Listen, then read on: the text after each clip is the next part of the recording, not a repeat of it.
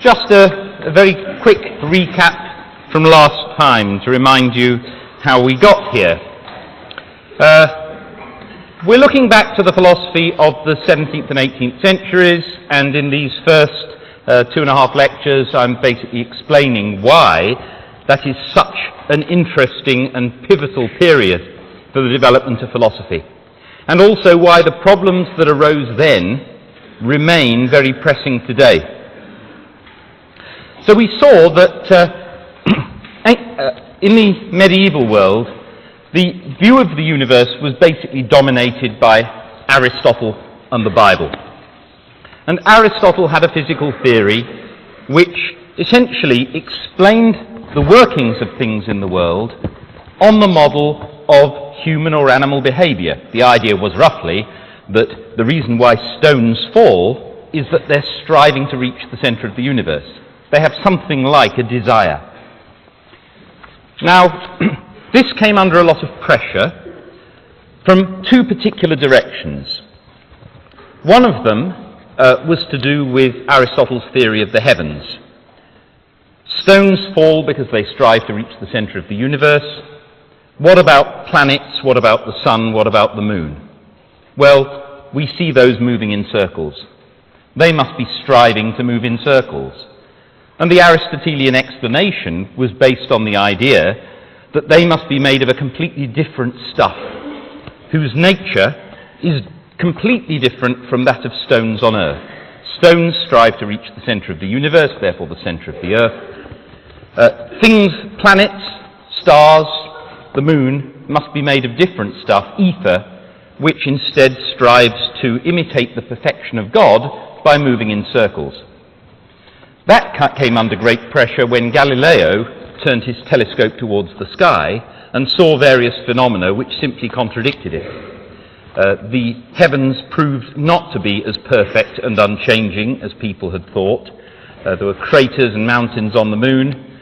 Not everything circuited around the Earth. Jupiter had moons going around it, and in particular observations of Venus and the phases of Venus simply contradicted the ancient theory of how these things worked. Coupled with that was a realization that the Aristotelian theory of science was seriously defective. If you say that such and such acts in a particular way because it strives or desires to act in that way, it's clear, if you think about it, that that's completely unexplanatory. Because that kind of theory could be used to explain anything at all. No matter how something behaves, you can say, oh, well, it does it that way because it wants to. Unless you've got some way of discriminating between the sorts of ways in which things can be expected to behave and the way they can't, simply appealing to intentions becomes completely empty. And a far better theory came along in the 17th century. Again, Galileo played a major part in getting it started, and Descartes was absolutely crucial in getting it established.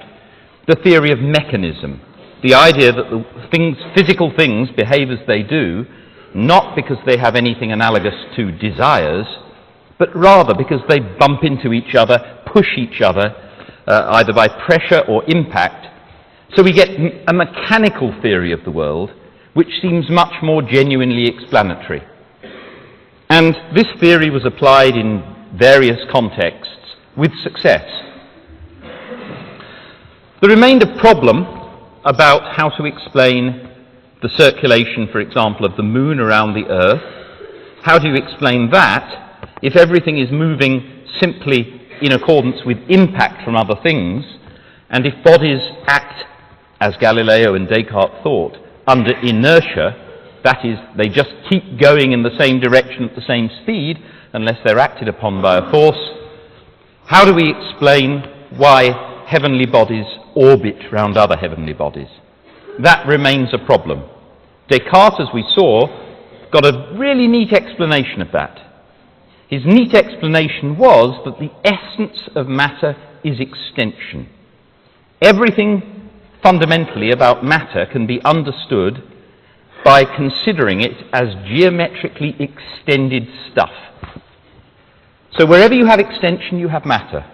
That means the Earth is completely full, there is no space, no empty space, and it follows that all motion everywhere in the heavens and down here as well must take the form of circuits or vortices. If there cannot be empty space, then that's the only way things can move, by something else taking its place and pushing whatever is in the place where it moves to round in the vortex.